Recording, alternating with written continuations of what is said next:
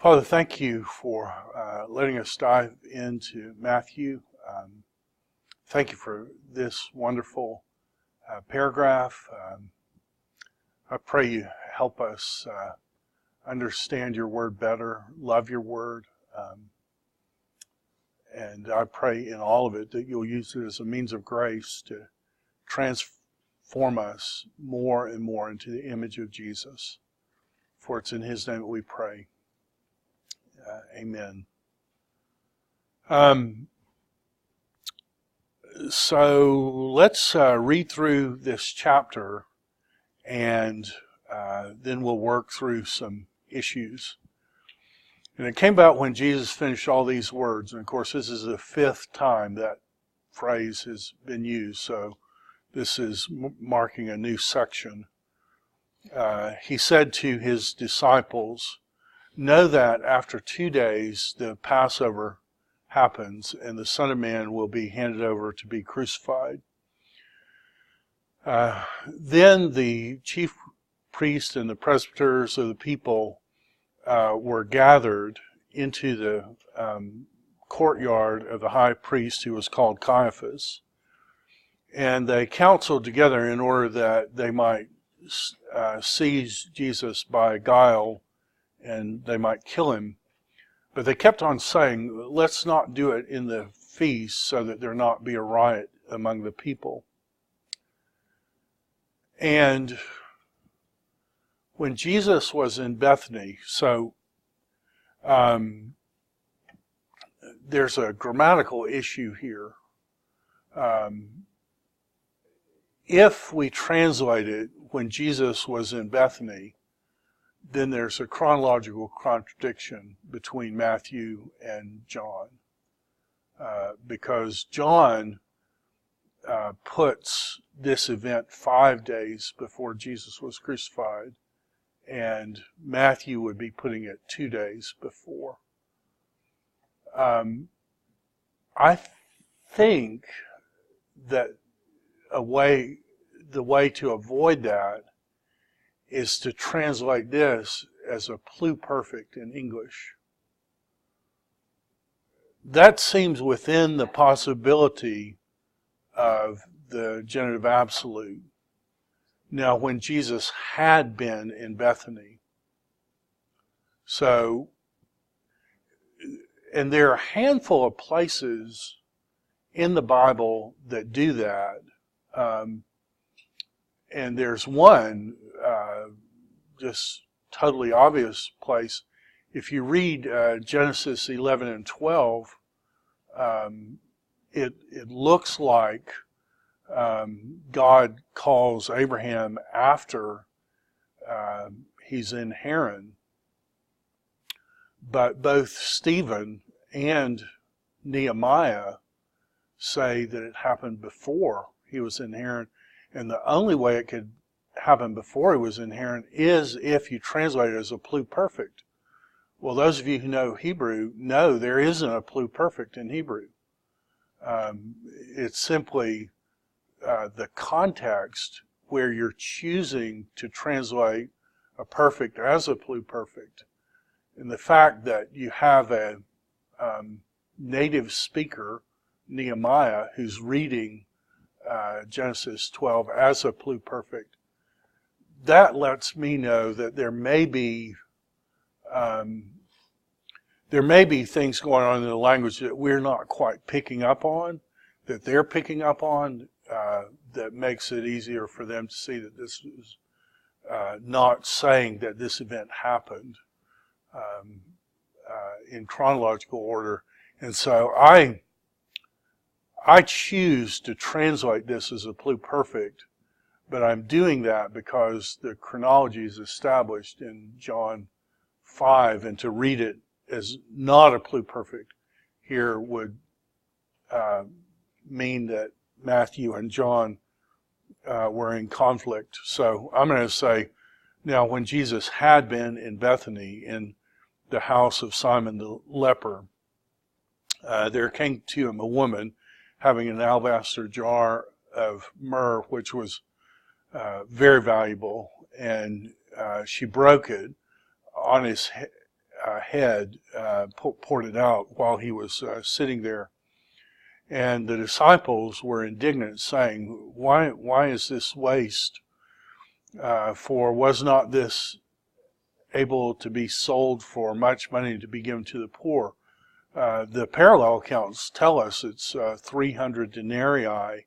And if a denarius is $100, then 300 denarii is $30,000. So this woman had a half Coke can full of perfume that was worth $30,000.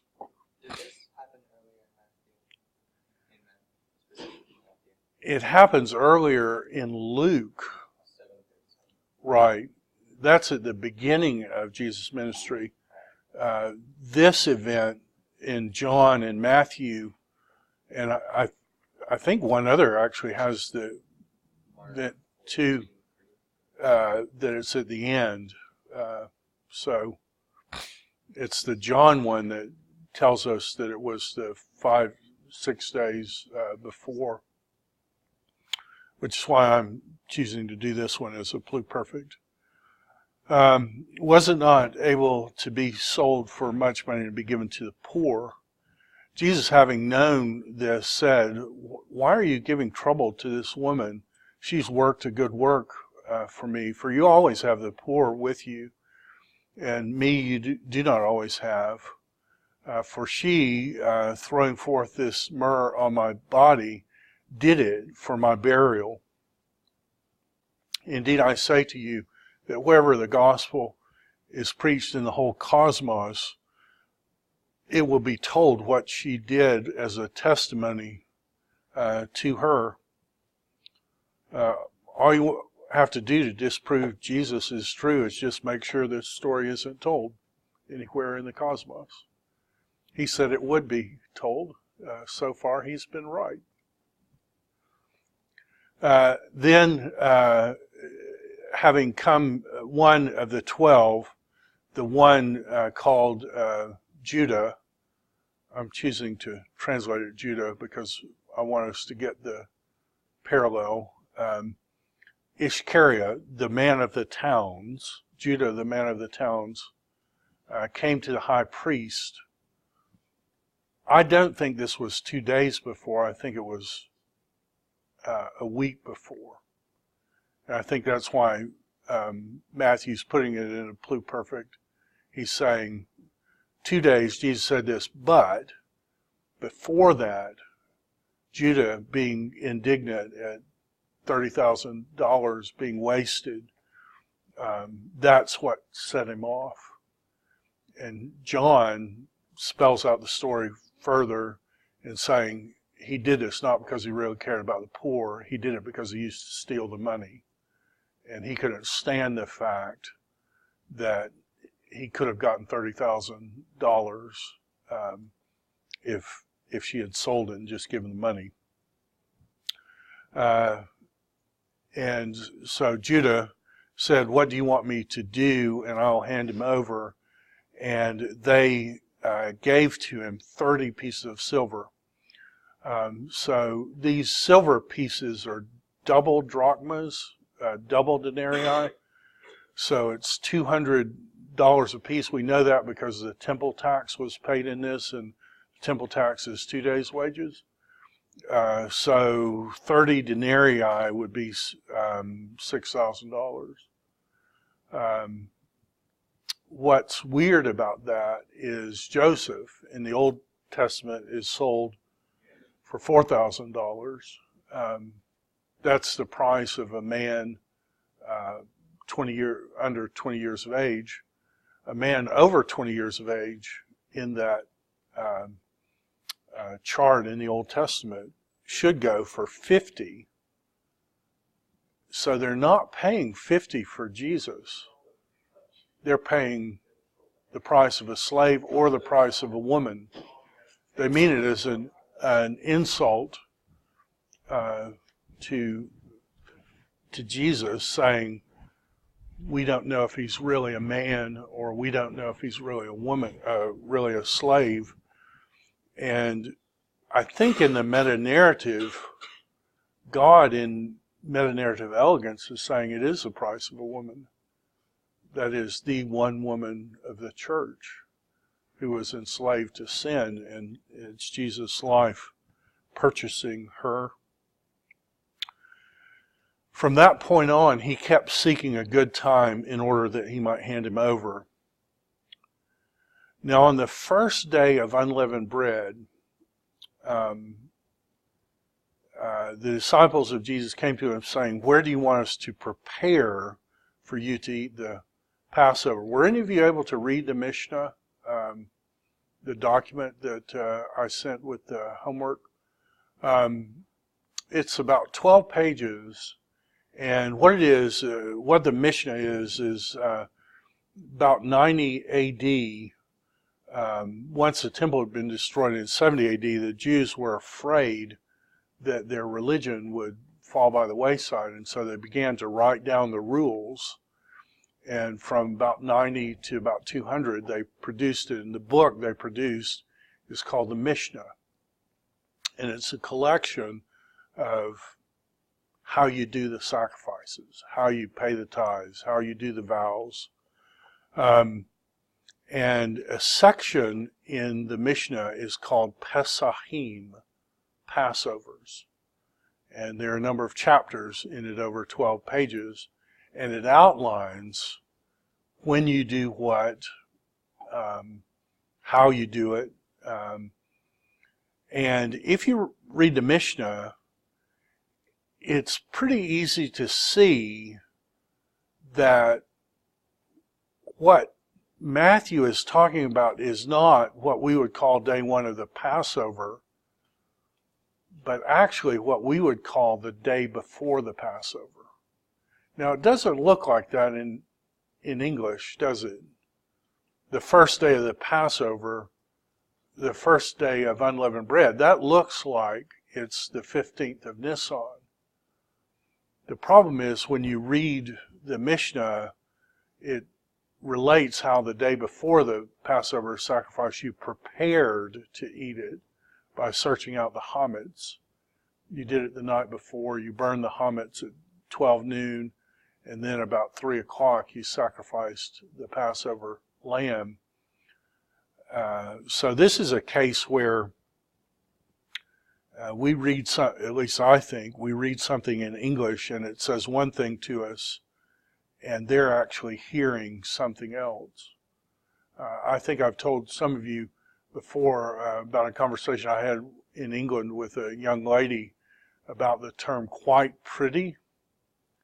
Like if I said to my wife, "You look quite pretty tonight," what would I mean if I said that to her? There's a category of pretty, and where is she in relation to that category? She's way into that category. So this British girl said, if you said the phrase to someone in Britain, you look quite pretty tonight, what you would mean is there's a category of pretty and you're almost there.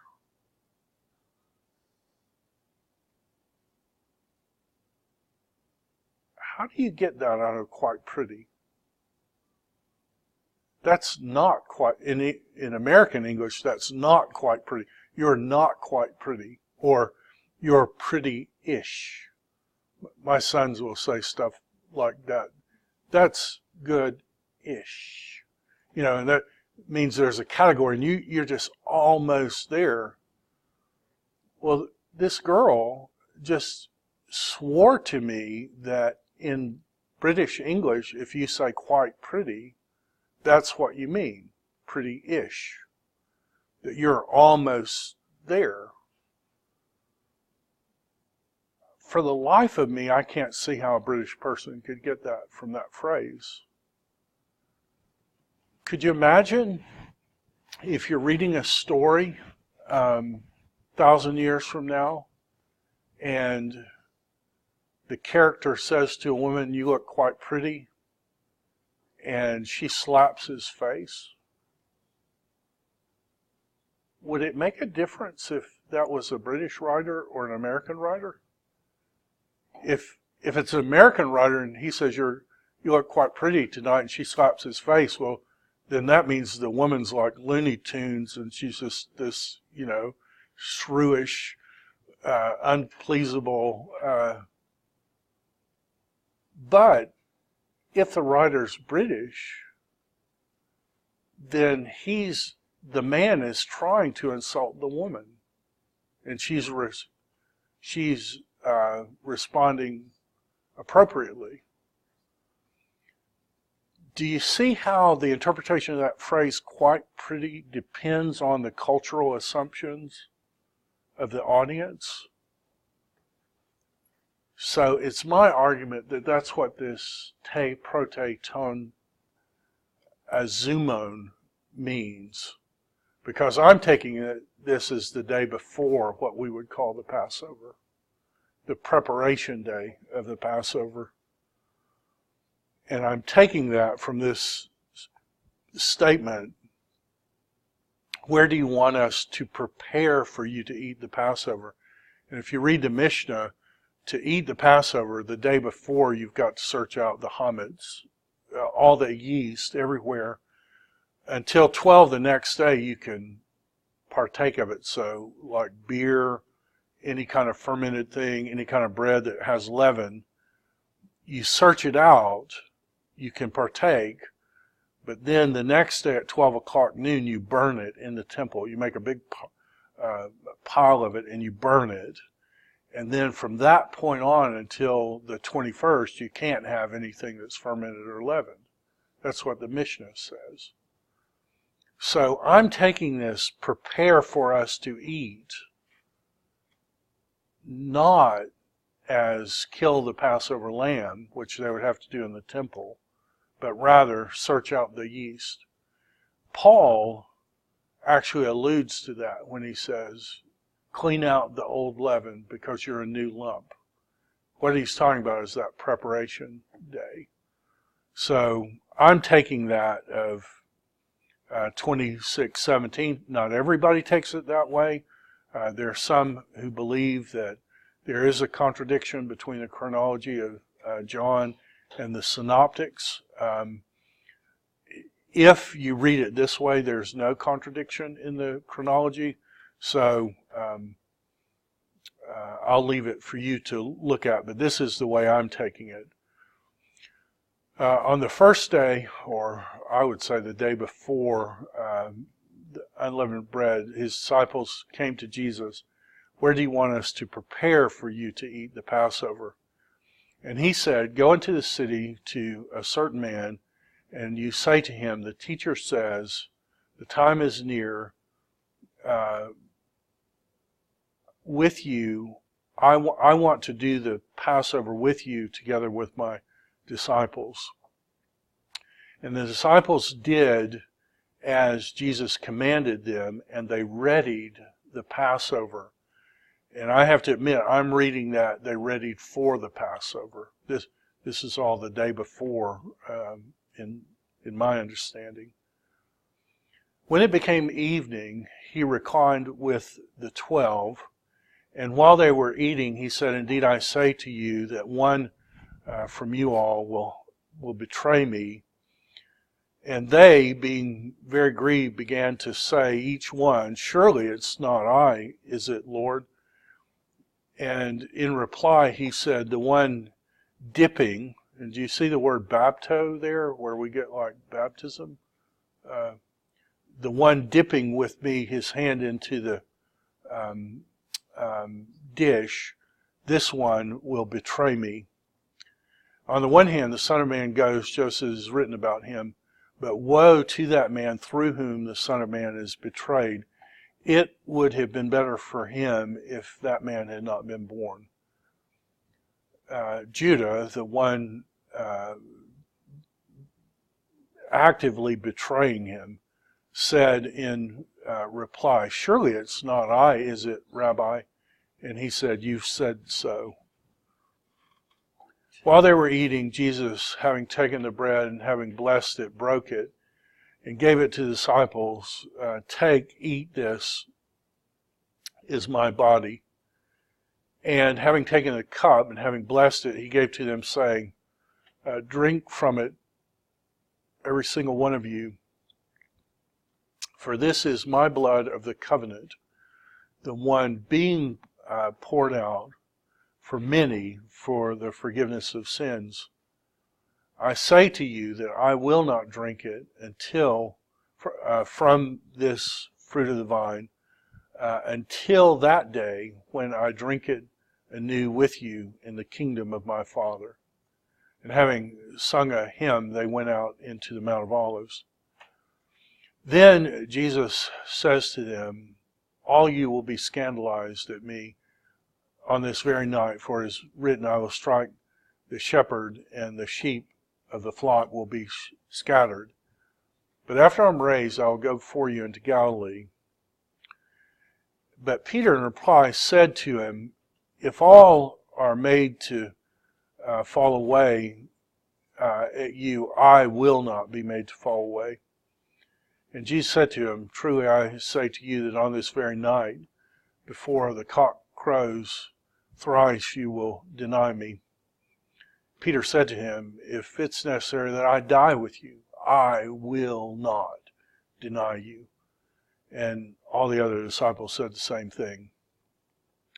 Then he comes, that is Jesus, with them into a chorion, thank you, a little Greek boy, called Gethsemane, and says to his disciples, sit here until when, having gone out there, I should pray.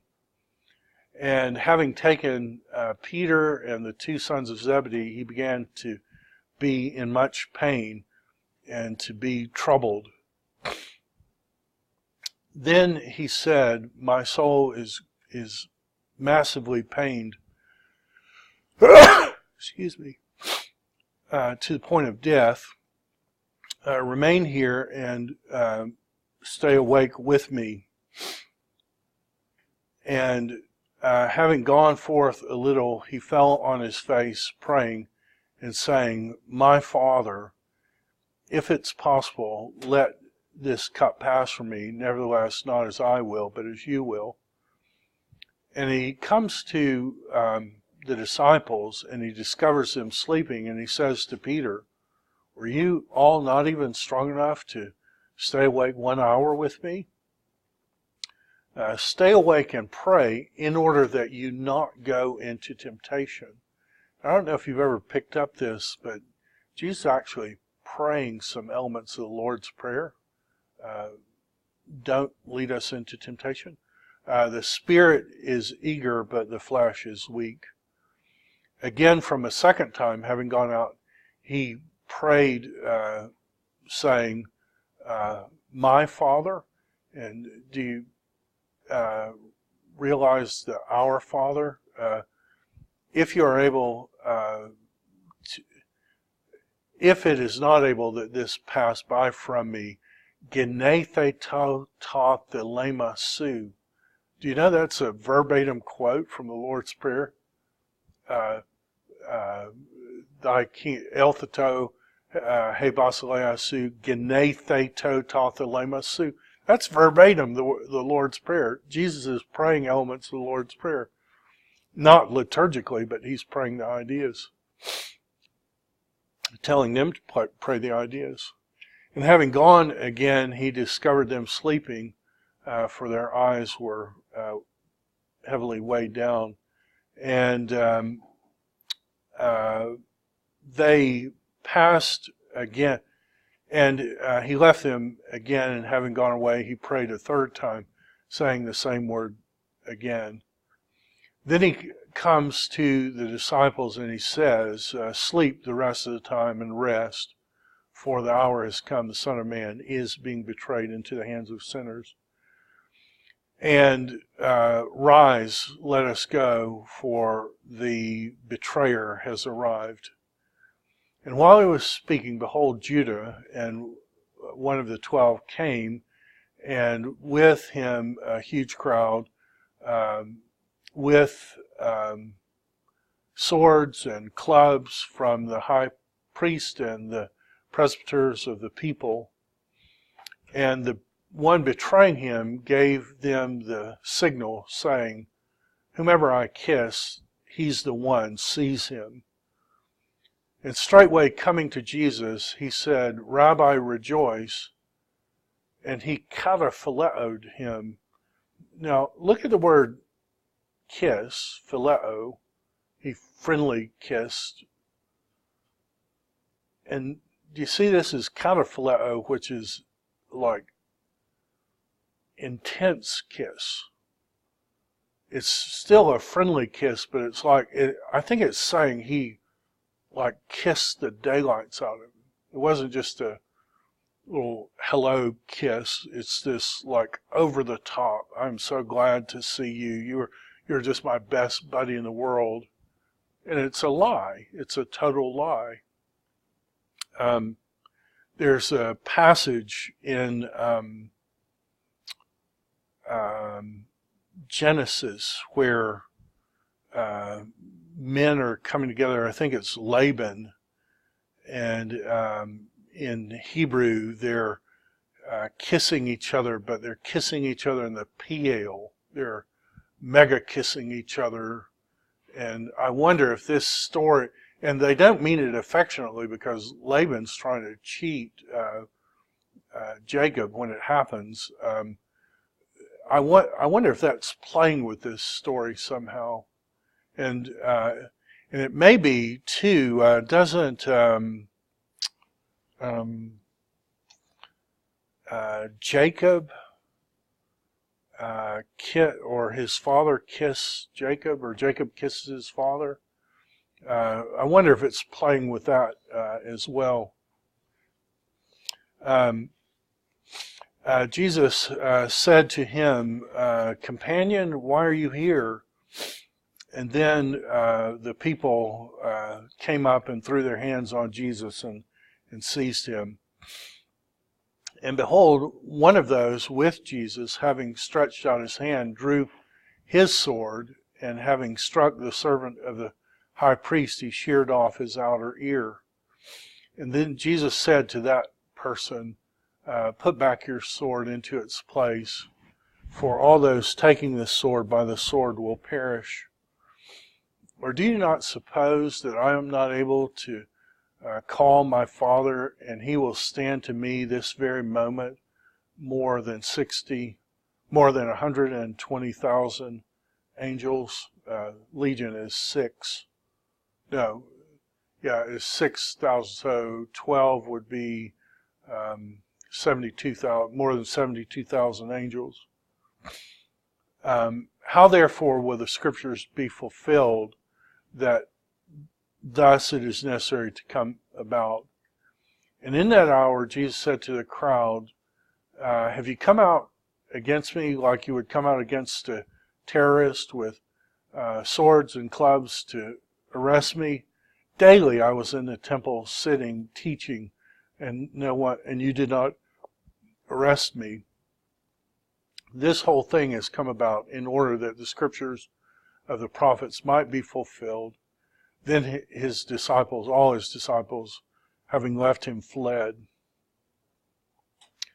And seizing Jesus, they led him to Caiaphas, the high priest, where the scribes and the presbyters were gathered. And Peter followed from afar until the outer court of the high priest. And having gone inside, he sat with the helpers to see the end. And the chief priest and the Sanhedrin, the whole Sanhedrin, were seeking false witness against Jesus in order that they might put him to death. And they did not find it, even though many false witnesses came forward. Finally, when 2 came forward, they said, this one said, I'm able to destroy the temple of God, and through 3 days I will oikodemeo it. I will build it up. And the high priest, having stood up, said, do you reply nothing? Why are these accusing you? And Jesus was silent, and the high priest said to him, I put you under oath before God, the living God, in order that you should say if you're the Christ, the Son of God. And Jesus says to him, you said it.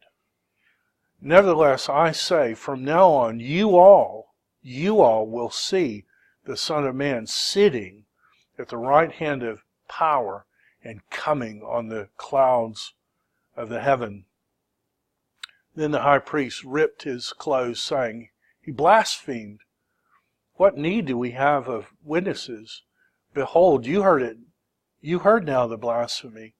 What does it seem to you?" And they in reply said, "He's worthy of death."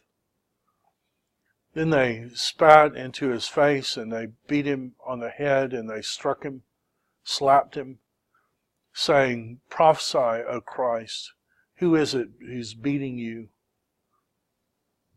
But Peter sat outside in the courtyard, and a little bitty girl came to him saying, you were with Jesus the Galilean." And he denied before all of them, saying, "I don't know what you're saying."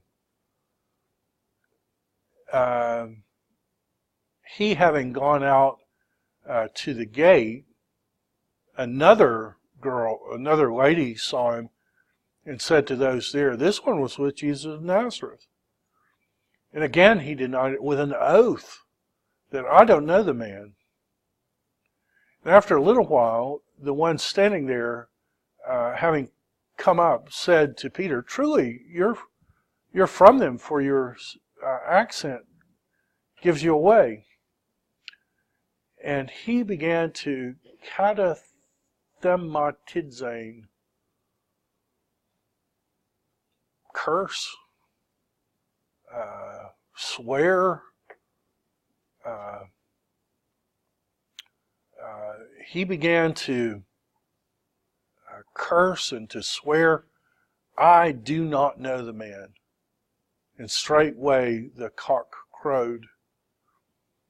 And Peter, having been reminded of the word of Jesus, which Jesus had spoken, "Before the rooster crows 3 times you will deny me," having gone out, he wept bitterly. May God bless the reading of his word this morning. Now, I want to show you how I'm taking this, and it may help us just as a starting point, but I believe there's a God-intended meta-narrative connection between Jesus and the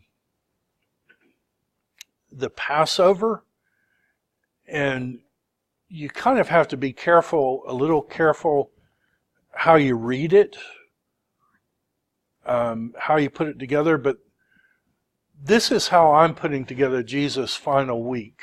And if you email me, I'm more than happy to send you this drawing. If you look at the end, there all the scriptures of why I place everything where I place it. But the thing you have to realize right off the bat is Jews count days differently than we count days. For a Jew, sometime in middle afternoon, and this is beyond debate in terms of the historical documents, for a Jew, the day converts to the next day sometime mid-afternoon. I've got Jewish friends who tell me, put your back to the sun, look straight out. When you can see your shadow in your peripheral vision, that's when one day goes to the next. If I do that, if the sun's at my back and my peripheral vision is about there, and if you think of the sun in the sky, your hand is like an hour. So for me, it's about 3 o'clock in the afternoon. That's when Philo said it was. That's when Josephus said it was. That's when Jubilee says it was. That's when the Mishnah said it was. But that means that for a Jewish person, most of Sunday is going to be the 9th of Nisan. But then when you hit 3 o'clock, it's going to be the 10th of Nisan. And the 10th of Nisan is going to go from what we call Sunday afternoon to Monday afternoon, and then it's the 11th. When you put all the stories together, Jesus died the same time the Passover lambs were being slaughtered.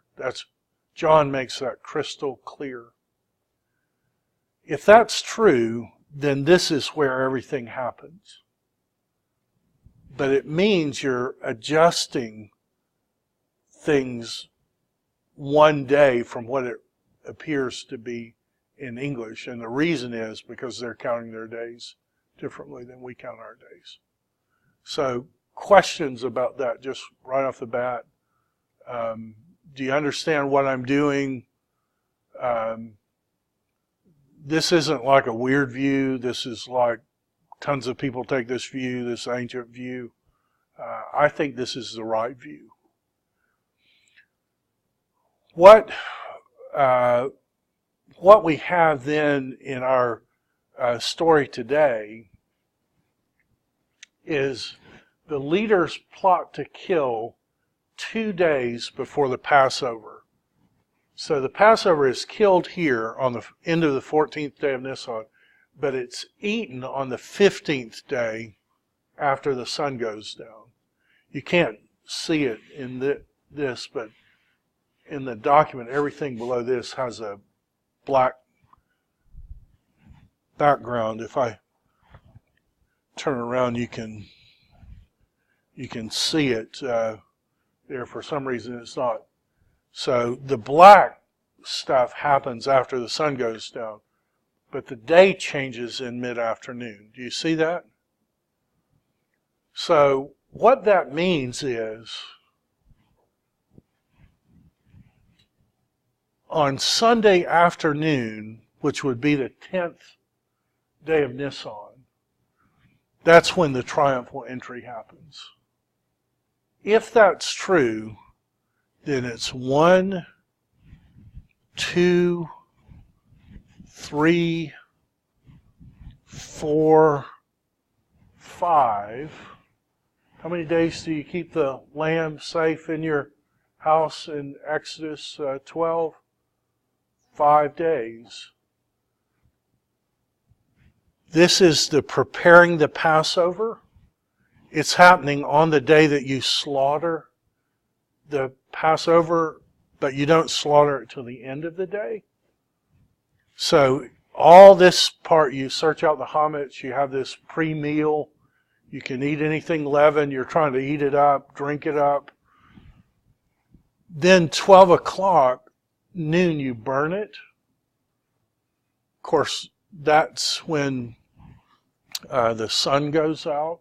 During the crucifixion, they're burning. The sun goes dark. The Passover lambs are slaughtered. Jesus died. And then the actual Passover, the actual eating of the Passover is here. And that's why John says Jesus is dying on the cross and they won't go in because they wanted to eat the Passover. They didn't want it to be defiled. But the only way you get that is if you read this of that pre-Passover meal. And the only way that makes sense is you read the Mishnah and realize that this is a 2-day feast. And the first day you search out the chametz. And then the second day is when you kill the lamb and then you eat the lamb after the sun goes down. You with me? So I'm arguing it's a little like that phrase, quite pretty, where to us we're reading it, it's like, I can't get there.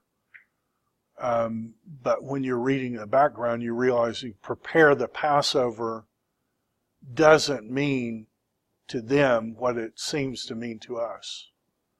For them, it's a 2-day thing, and it's compounded because they're changing their days mid-afternoon. We don't do that.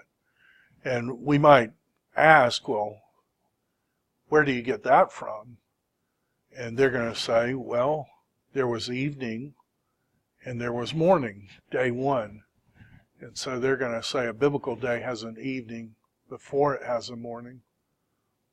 And you start thinking about it and think, that's kind of a pretty good point. It's different from the way we do it, but it's a pretty good point. So questions about that. If you do that, and if you read Matthew this way, then there's perfect agreement between Matthew and John. And there's perfect biblical theology between taking the lamb in on the 10th day, which for us would be Palm Sunday. For them, it's Sunday afternoon, so it's really, for them, it's actually Monday. But taking Jesus in, keeping him 5 days, 10, 11, 12, 13, 14, slaughtering him at the end of the 14th day, and then this day is called a high Sabbath. Why is it a high Sabbath? Because it corresponded with the actual Passover. And then, on the day after the Sabbath following Passover is when you offer first fruits. And Jesus rose as the first fruits of them that slept. So you get this perfect meta-narrative correspondence with the Old Testament if you count it this way. So how often did the Passover fall on Sabbath? So the Passover is always the night, for us, what we would call the night between the 14th and 15th. Because Passover is always the night of the full moon. And the full moon is a 29.5-day cycle. New moon is the black full moon. That's always day one in the Jewish calendar. And the way they kept it in order is they just did 1 month, 29 days, and 130. And that picks up your half day back and forth. Every 3 years they enter the 13th month. And so that keeps their lunar calendar in line with the solar calendar. But the night of the full moon is always this 14 and a half, or we would call it 15. So this is a full moon. Passover is always on a full moon. Well, full moon can be any day of the week. Monday, Tuesday, Wednesday, Thursday, Friday. But the day after the Sabbath, that's always on a Sunday. So what you get is the Passover is doing this. First fruits is always doing that. And it happened to be that when Jesus died, it was the 3 days.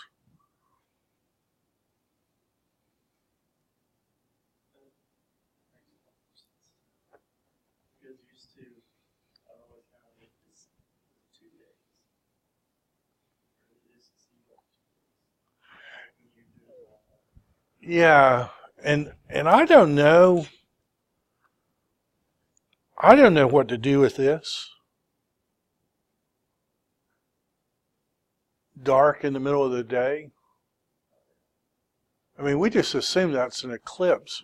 But if you were here for the eclipse, how long did the eclipse last?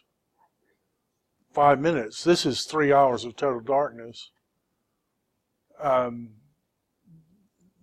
The longest an eclipse can possibly be is just minutes long. This is hours. So do you count that as a day or not?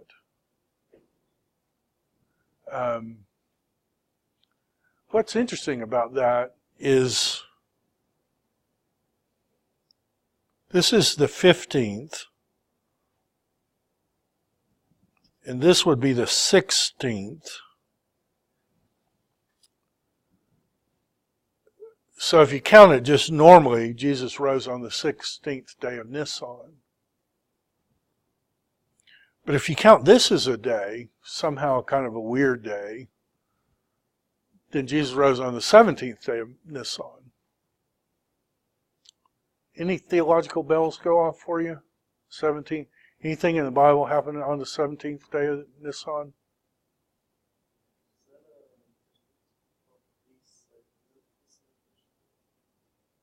No, first fruits is always the day after the Sabbath following Passover.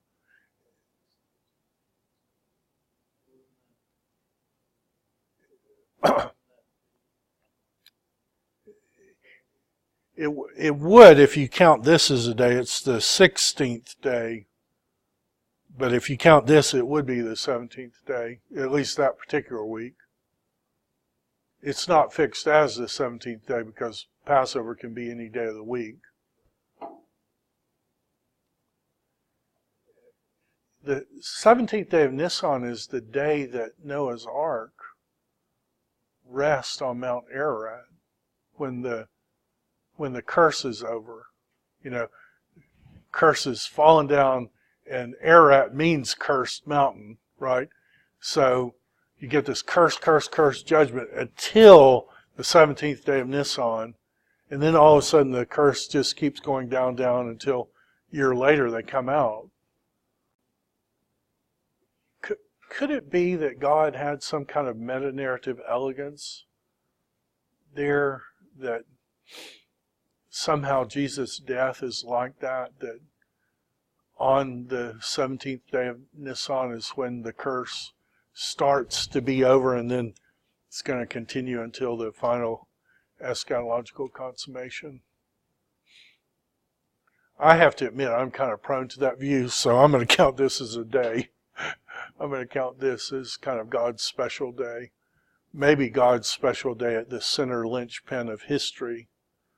And maybe even God flipping the day from evening and morning to now it's perpetual morning or something. I wonder if there is some kind of artistry there. So,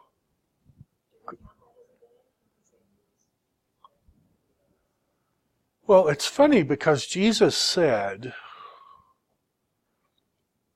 just as Noah was in the belly of the whale 3 days and 3 nights, so the Son of Man will be in the belly of the earth 3 days and 3 nights. And you go to a study Bible and they'll say, oh, that's just a Jewish thing. They're counting any part of a day as a full day. Well, that may be true, but that's not what Jesus said. Jesus said he was going to be in the ground 3 days and 3 nights. Well, I mean, you count that with me. He's in the ground here, that's 1 night. He's in the ground here, that's 2 nights. But he's not in the ground here. So it's 3 days, but it's 2 nights. And I have to admit, that tripped me up for a long time. Because I would hear the arguments that any part of a day is a day, but it seemed odd that they would specify 3 days and 3 nights. So one way to do it is if Jesus is buried while it's still dark, that would be a night for a Jew. And that's a possibility. I'm kind of lean toward that.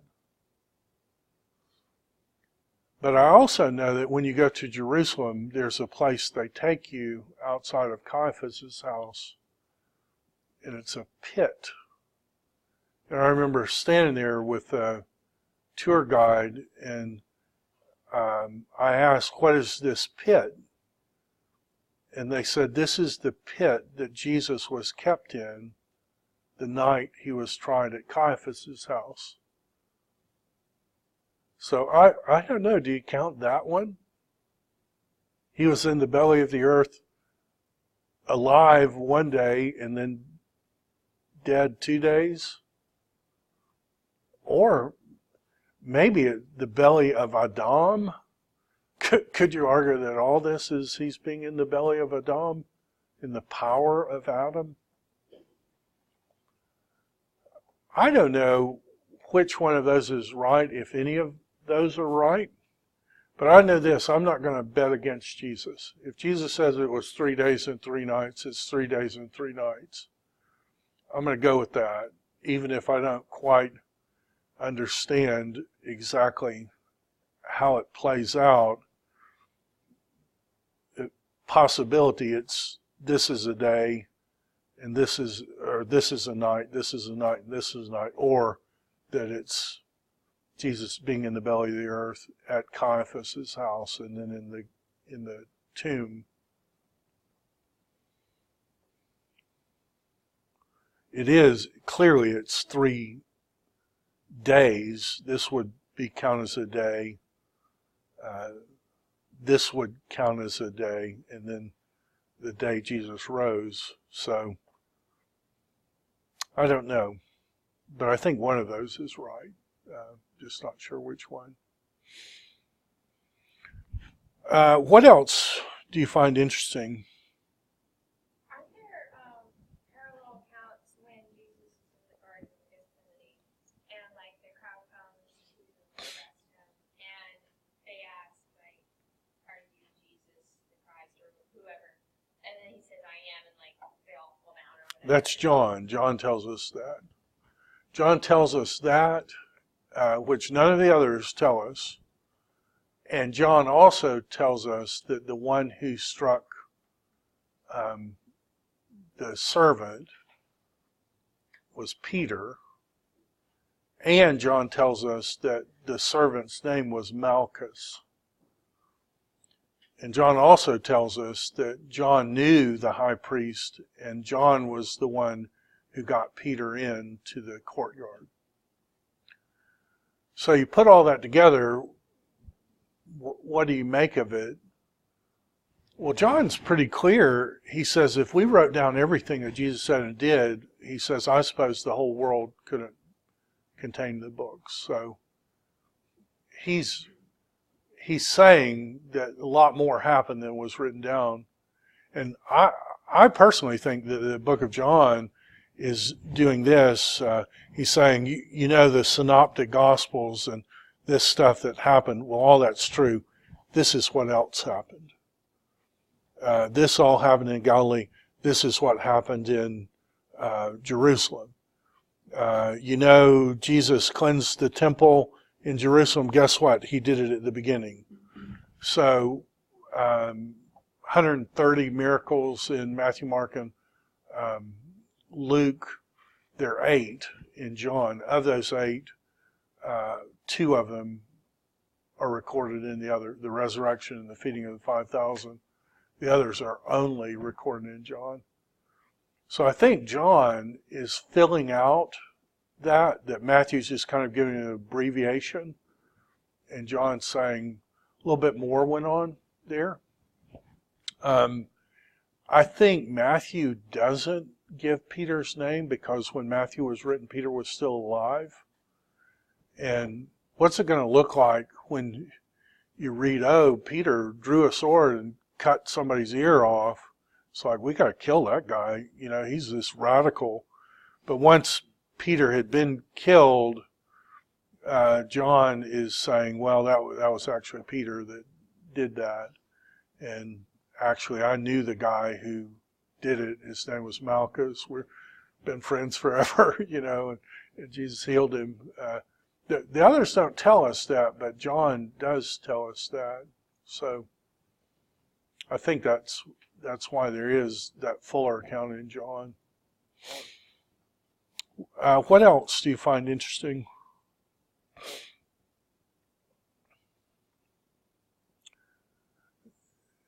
Did you pick up the Judas parallel with the righteous brother, and he's hated because he's righteous, and who sells him to, you know, into slavery? It's Judah, and he sells him for what a 17-year-old boy was worth, 20 shekels. And now we've got Judah selling Jesus, but for the price of a woman. And it is the price of a woman, the bride of Christ. They meant it as an insult. God meant it as artistry. I don't think Judas is in heaven. Jesus said it would be better that he was never born than he do this. But it is interesting to me that Joseph rehabilitated Judah by orchestrating good works. He offers himself for Benjamin, and then Joseph breaks down. And I wonder if Matthew doesn't see Judas as kind of a picture of secular Judah who's rejecting Jesus, and yet Jesus, like the super Joseph, isn't completely done with the Jews. He's actually going to orchestrate a Jewish conversion like a new Joseph. So I don't know, the motives of Judah and Judas are different, though, in some ways. Like, Joseph's brothers were just like, let's just go ahead and kill him. And Judah is like, well, let's not kill him, actually. I mean, I'm not saying that one is better than the other, but, yeah, you it- know, just the whole, like, what you meant for evil, God meant for good thing. yeah. I think Judah in Genesis realizes they can get some money. But yeah, it is fortunate that they don't kill Joseph, and it is God using perhaps the greed of Judah. And then rehabilitating Judah. Judah is the one who offers himself for Benjamin. And you wonder if Jesus isn't in the ultimate process of reclaiming the Jews who rejected him, just like Judas rejected, but that the new Joseph is so good that he's going to bring good even to those people who rejected him. What else do you find interesting? I kind of find the high priest's reaction almost amusing. Like, to do this saying, like, who he really is, and the high priest just goes into all the dramatics of ripping his clothes, and like, ah, there you go, and he said it. Do we need any more? No, you heard it. You heard it. And what's weird about that is all Jesus did was quote a Bible verse. 2 Bible verses. Daniel 7:14, coming with the clouds of heaven, and Psalm 110:1, sit at my right hand. Why would the high priest think 2 Bible verses were blasphemy? It's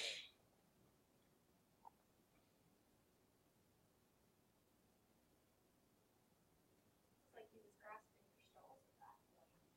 Yeah. If you state your view and you're quoting a Bible verse and someone says, "Oh, heresy," it's like, okay, what part of the Bible don't you believe? You know. I think he's calling it heresy because Jewish people didn't know what to do with that figure in Daniel 7:14. What's the normal attitude of someone in the presence of God? Like, someone comes into the presence of God, like, what would be the normal attitude of that person? Fall on your face. Thank you for not killing me. I'm terrible. Thank you for your grace. That's kind of a pretty good approach. And even the cherubs and the seraphs cover themselves in God's presence. And there's nothing wrong with them. Even the angels are imperfect somehow in God's presence. So what do you make of a figure who comes up and sits down in God's presence?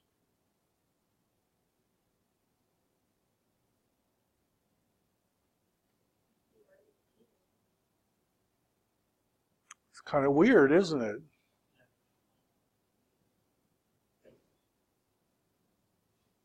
And Jesus sits down in God's presence.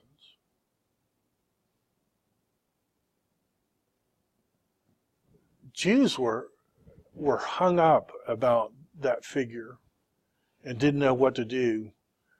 And it's tied in somehow with this whole Metatron, this little Yahweh.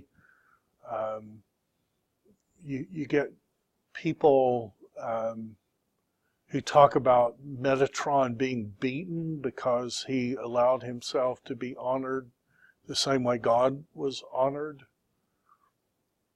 It's like, okay, that's really weird to me. You know, you're saying there's a figure, the little Yahweh, and he can do things on earth, and then somehow that brings into question monotheism.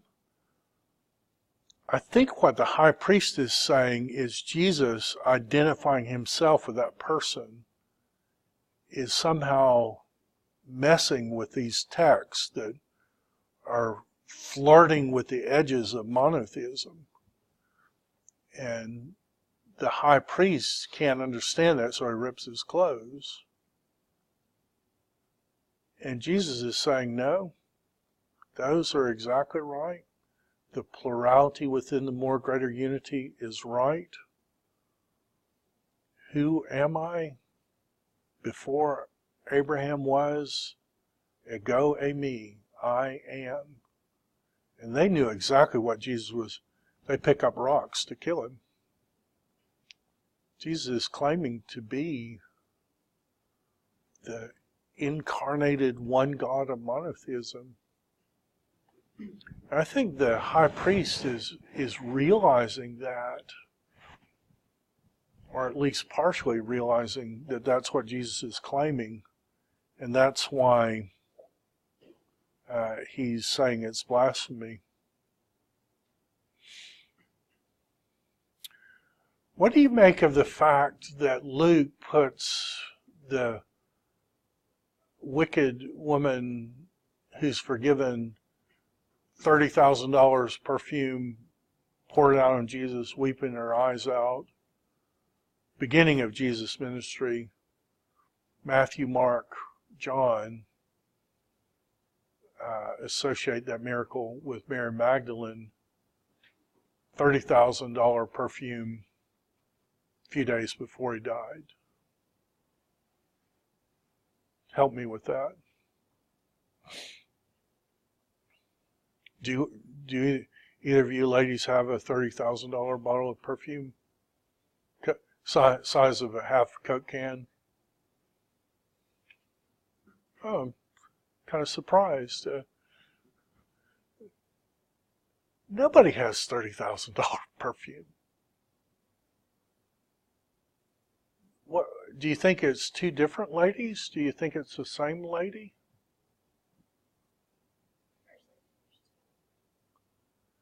It could be two, because Luke doesn't name the lady in 7, but he does name Mary Magdalene in 8, and he's not connecting the two. Those who see it as the same point out that John says Mary Magdalene was the lady who anointed Jesus with perfume, acting like there was only one lady who did it. But it's clear that the Gospels are putting it at two different chronological times. Luke at the beginning, Matthew, Mark, and John at the end. The one in Luke, the lady's crying her eyes out. Matthew, Mark, and John, she's not crying her eyes out. Help me with that.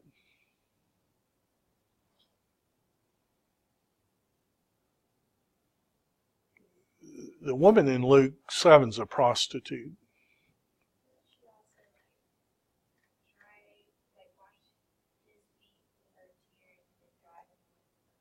That's Luke 7. You would think that the other accounts would put that in there, or at least some of this. If the woman's a prostitute, and it's $30,000 perfume. Do you have a question?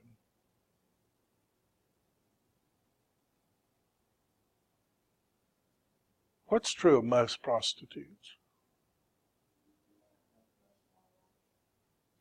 Yeah, right. I walked into that one, didn't I? They're poor. Mary Magdalene's brother is the quintessential poor person. Of all Jesus' parables, he's the only named one. The poor man Lazarus. Most prostitutes are poor. Do you have anything in your possession that you could take to the pawn shop and pawn for $30,000? Maybe my car if it were brand new, but it's not new.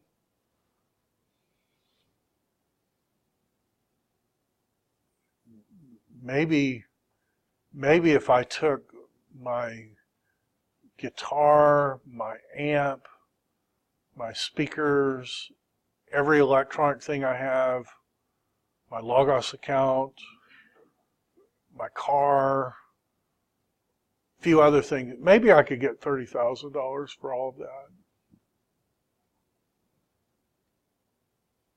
This woman has perfume worth $30,000. Do you have another question?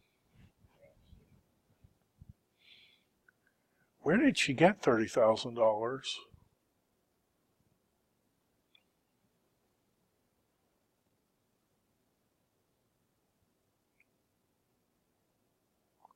Why does she have perfume worth $30,000?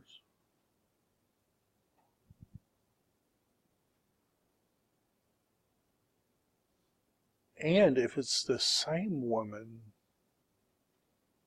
why does she do it twice?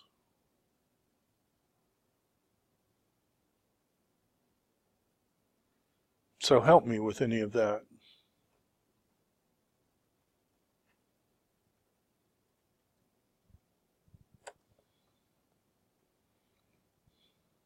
Well, I guess one of the things we should do is look where myrrh appears in the story, right?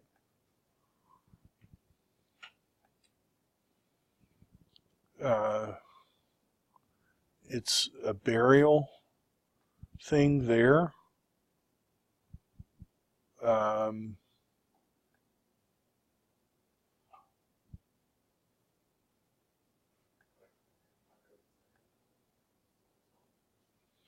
Yeah, it's in.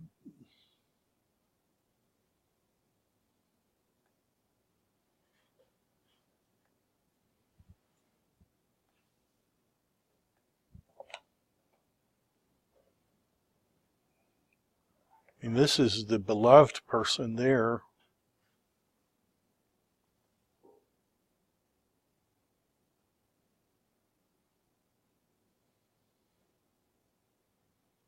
I came to my garden, my sister, my bride. I gathered my myrrh and my spice. I mean, I don't know what that's talking about, but it kind of sounds sexual to me. It's something to do with my hands dripped with myrrh. That sounds sexual.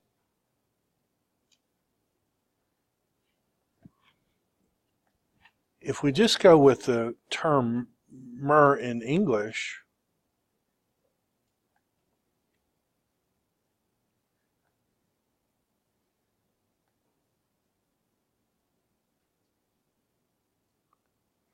this is the immoral woman.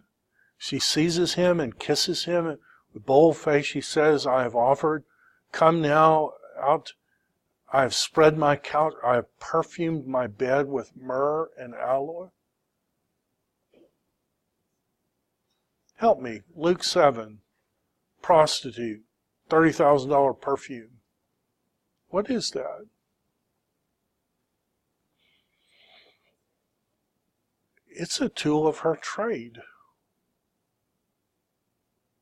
And what's she doing when she comes weeping her eyes out to Jesus?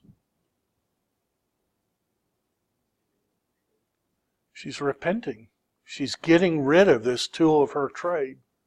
And yes, it was very expensive. How in the world she got $30,000? But she is repenting of her sins and breaking with that life in the presence of Jesus. Jesus forgives her. That's at the beginning of Jesus' ministry. Do you have a question?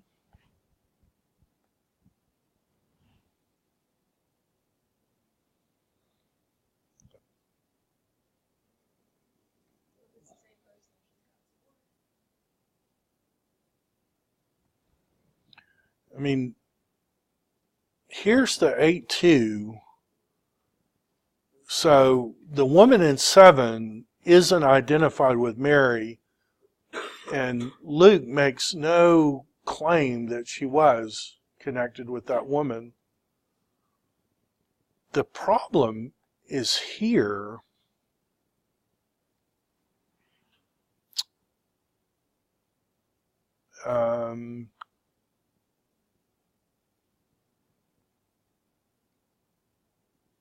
Where is that? John? I think it's John 11:1. It was Mary who anointed the Lord with ointment and wiped his feet with her hair.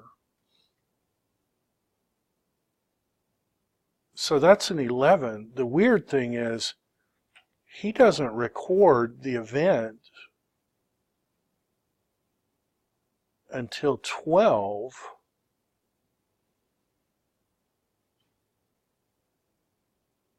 And he doesn't mention anything about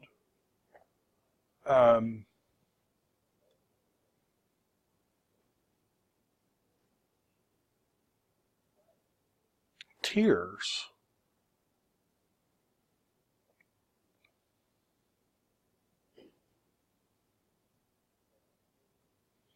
If it's two different people, then she's mimicking what that lady did in Luke 7. If it's the same, did she lapse and fall back into prostitution? And is she repenting again? Or did she half repent? Maybe things didn't work out with Jesus. She could go back and now she's fully breaking with her former lifestyle. I don't know. Something to think about. I'll see you on Tuesday.